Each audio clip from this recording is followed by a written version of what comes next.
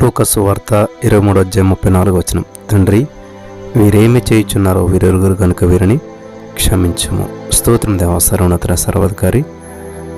ఈ సమయంలో ఈ యొక్క వాక్యం ధ్యానిస్తుండగా నాతో మాట్లాడి మమ్మల్ని అందరినీ బలపరచమని యేసుక్రీస్తు నామములో ప్రార్థించి నమ్మి పొందుకున్నాం తండ్రి, ఆమేన్. పిల్లలు గమనించాలి, యేసుక్రీస్తు ప్రభువారు సిలువపై పలికినటువంటి 7 మాటల్లో మొదటిది క్షమాపణ వాక్కును మనం ధ్యానం చేసుకుంటూ వస్తూ ఉన్నాం. ఈరోజుతో ఈ యొక్క మాటను ముగించుకుందాం. మనం ఇక్కడ దేవుడు మనకు చూసినట్లయితే విమోచన ప్రేమ యొక్క విజయాన్ని మనం చూస్తూ ఉన్నాం. తండ్రి, వీరేమి చేయుచున్నారో వీరెరుగురు గనుక వీరిని క్షమించుమని చెప్పాను. ఇక్కడ ఈ మాటను ప్రభువైన యేసుక్రీస్తు ప్రభువారు ఎప్పుడు పలికాడు అని చూసినట్లయితే 23:33 మనం చదివినట్లయితే లూకా సువార్త, వారు కపాలమనబడిన స్థలమునకు వచ్చినప్పుడు వారు అక్కడ కుడివైపున ఒకరిని ఎడమవైపు ఒకరిని ఆ నేరస్తులను ఆయనతో కూడా సిలువేసినప్పుడు ఈ మాట పలికాడు.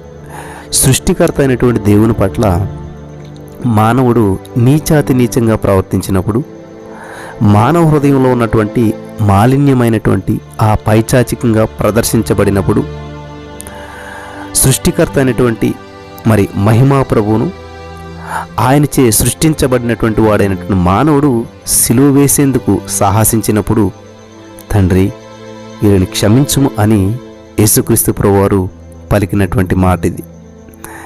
ఆయన వారిని భయంకరంగా శపించుండొచ్చు, వారిని సంహరించేందుకు నీతియుక్తమైనటువంటి తన ఉగ్రతతో కూడా వారిపై పిడుగుల వర్షం కురిపించవచ్చు, భూమి నోరు తెరిచి వారిని అందరినీ కూడా మింగివేసేలాగా ఆయన సజీవంగా వారిని పాతాళానికి ఆయన పంపించుండొచ్చు. అయితే ఆయన ఇవేవి కూడా చేయలేదు. గమనించాలి, చెప్పనాశక్యమైనటువంటి అవమానానికి యేసుక్రీస్తు ప్రభువు అప్పగించబడినప్పటికీ, భరించలేనటువంటి బాధ వేదనలను యేసుక్రీస్తు ప్రభువు అనుభవిస్తున్నప్పటికీ, ఆయన తృణీకరించబడి నిరాకరించబడి ద్వేషించబడినప్పటికీ కూడా ఆయన ఎంతో ప్రశాంతంగా తండ్రి వీరిని క్షమించుము అంటున్నాడు. అదే విమోచన ప్రేమ యొక్క విజయం. ప్రేమ దీర్ఘకాలము సహించును, దయ చూపించును, ప్రేమ మత్సరపడదు, ప్రేమ డంబంగా ప్రవర్తించదు, అది ఉప్పొంగదు, అన్నిటినీ తానుకొనును, అన్నిటినీ నమ్మును, అన్నిటినీ నిరీక్షించును, అన్నిటినీ ఓర్చును, ప్రేమ శాశ్వత కాలముండును అని 1 కొరింథీ 13:4-7 వరకు మనం చూసినట్లయితే ఈ మాటలు వింటాం. ఆ ప్రేమే కల్వరి సిలువలో ప్రదర్శించబడింది. గమనించాలన్న ప్రియమైనటువంటి సహోదరి స్నేహితులారా, ఇక్కడ సంసోను తన మరణ గడియకు సమీపించినప్పుడు తన శత్రువులను నాశనం చేయడానికి తన శరీరంలో ఉన్నటువంటి శక్తిని ఉపయోగించాడు. అయితే తన మరణ సమయం సమీపిస్తూ ఉండగా మన యేసుక్రీస్తు ప్రభువారు ప్రేమ ప్రభు తన శత్రువుడి కొరకు ప్రార్థించడం ద్వారా తన ప్రేమ యొక్క శక్తిని ఉపయోగించాడు. సంసోను బలాన్ని ఉపయోగించి శత్రువును సంహరించాడు. ఇక్కడ దేవుడు శత్రువుడి కొరకు ప్రార్థించడానికి దేవుడు ప్రేమ శక్తిని ఉపయోగించాడు. చూసారా ఎంతటి అసమానమైనటువంటి కృప.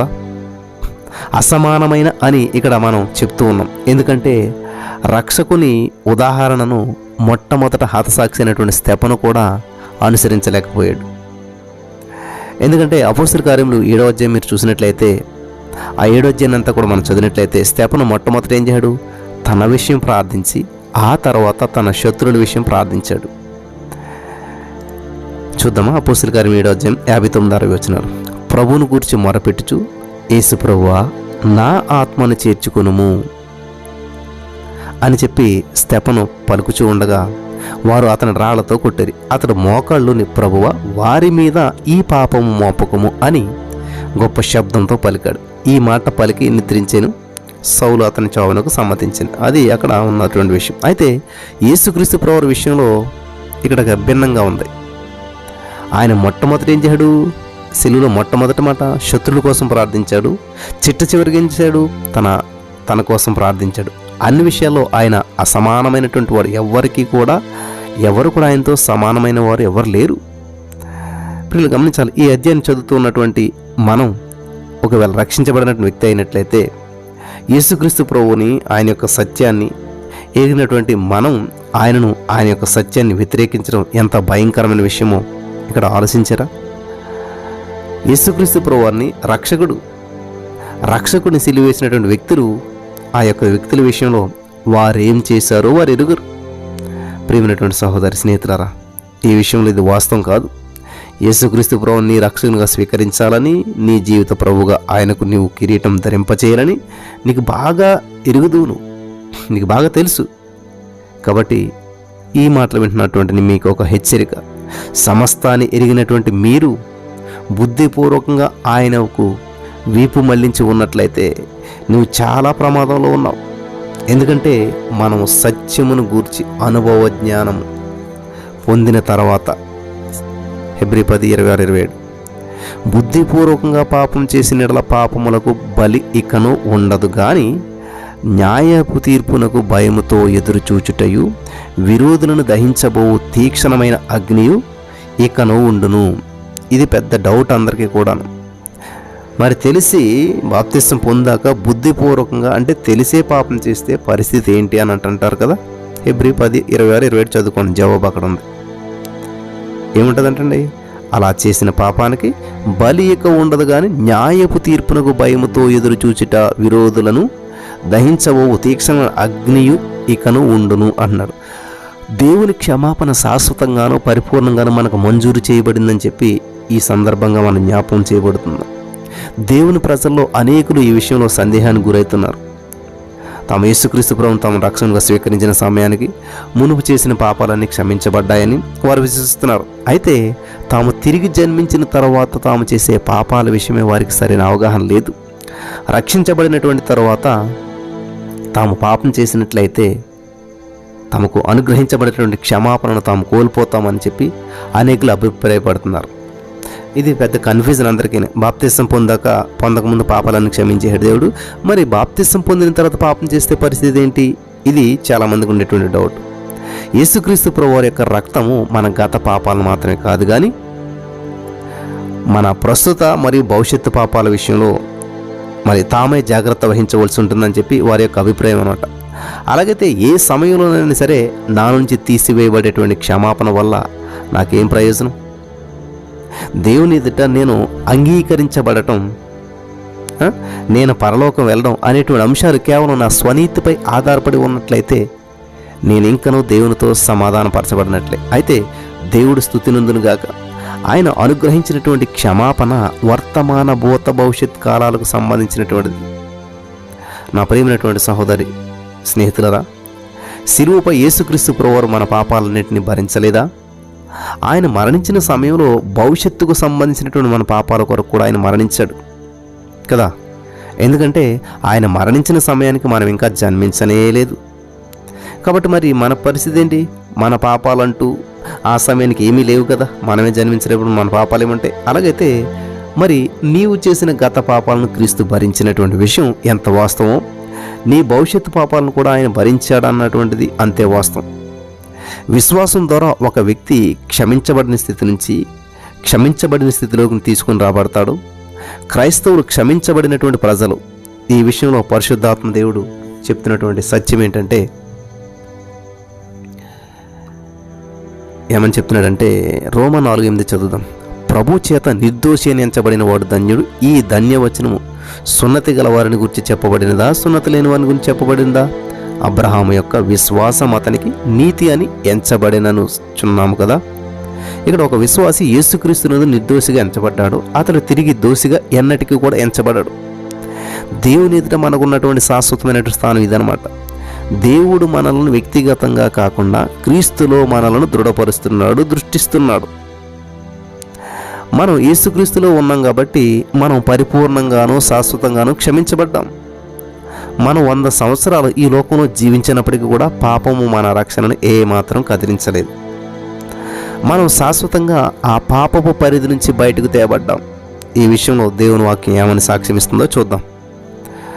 కొలసీలకు రాసిన పత్రిక 2:13 మీరు చదివినట్లయితే, మరియు మీరు అపరాధముల వలనను శరీరమందున సున్నతి పొందకుండుట వలనను మీరు మృతులై ఉండగా దేవుడు వ్రాతపూర్వకమైనటువంటి ఆ వ్రాతరూపకమైన ఆజ్ఞల వలన మన మీద రుణముగాను మనకు విరోధముగాను ఉండిన ప్రతి పత్రమును మేకులతో సిలువ కొట్టి దాని మీద సేవ్రాతను తుడిచివేసి మనకు అడ్డంగా లేకుండా దాన్ని ఎత్తివేసి మన అపరాధములన్నింటినీ క్షమించి ఆయనతో కూడా మిమ్మల్ని జీవింపజేశాను.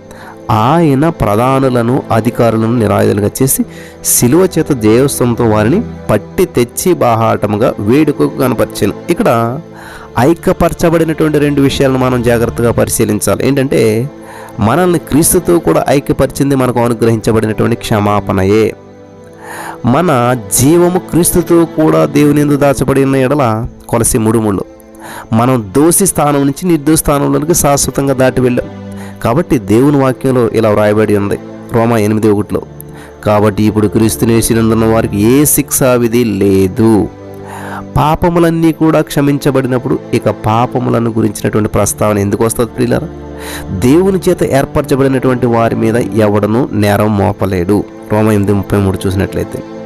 కాబట్టి నా ప్రియమైనటువంటి సహోదరి స్నేహితులారా, మన పాపాలన్నీ కూడా శాశ్వతంగా క్షమించబడ్డాయి. కాబట్టి మనమందరం కలిసి దేవునిని మనసారా స్తుతించాలి, ఈ విషయాన్ని గ్రహించాలి. కాబట్టి ఈ యొక్క సత్యం మీరంతా కూడా గ్రహించారని చెప్పి నేను ప్రభు పేరట మనం చేస్తూ ఉన్నాను. కాబట్టి దేవుడు ఎంతైనా కూడా నమ్మదగినటువంటి వాడు. ఆయన మన పట్ల చెల్లించిన వెల ముందుకు వెనక్కు. యేసుక్రీస్తు ప్రభు రక్తం కేవలం ఒకవైపు మాత్రమే ప్రవహించదు, అన్ని వైపులా ముందుకి వెనక్కి లెఫ్ట్కి రైట్కి. కాబట్టి మనకంటే ముందు చనిపోయిన వారి కొరకు, తర్వాత పుడుతున్న వారి కొరకు, అందరి పాపాల క్షమాపణ కొరకు, భూత భవిష్యత్తు వర్తమాన కాలాల్లో పనిచేసేటువంటిదే యేసు రక్తం. హల్లెలూయా. కాబట్టి దేవుని యొక్క క్షమాపణ మనం అర్థం చేసుకోవాలి. యేసుక్రీస్తు ప్రభువు సిలువపై ఆయన క్షమించలేదు. ఎందుకనంటే భూలోకంలో మాత్రమే మనిషి కుమారునికి అధికారం, అదే భూమి మీద. కాబట్టి యేసు ప్రభువు భూమి మీద లేదు, సిలువ మీద ఉన్నాడు. కాబట్టి ఆయన ఏం చేస్తున్నాడంటే భూమి మీద పరిచర్య చేసినంతకాలం ఆయన పాపాలను క్షమించాడు. కానీ ఇప్పుడు తండ్రిని వేడుకుంటున్నాడు, తండ్రి వారి పాపాలు క్షమించు. ఇదిగో నేను వారందరి పాపాలు నా మీద ఉన్నాయి కాబట్టి, వారందరి దోషాలు నీ మీద ఉన్నాయి కాబట్టి నేను ఇప్పుడు పాపిగా అయ్యాను, వాళ్ళ పాపాలు మోసుకొని పోయి గొర్రెపిల్లగా ఉన్నాను. కాబట్టి నీవే క్షమించని తండ్రికి చెప్తున్నాడు. ఈ మాటల ద్వారా దేవుడు మనం బలపరచును గాక. ఆమేన్.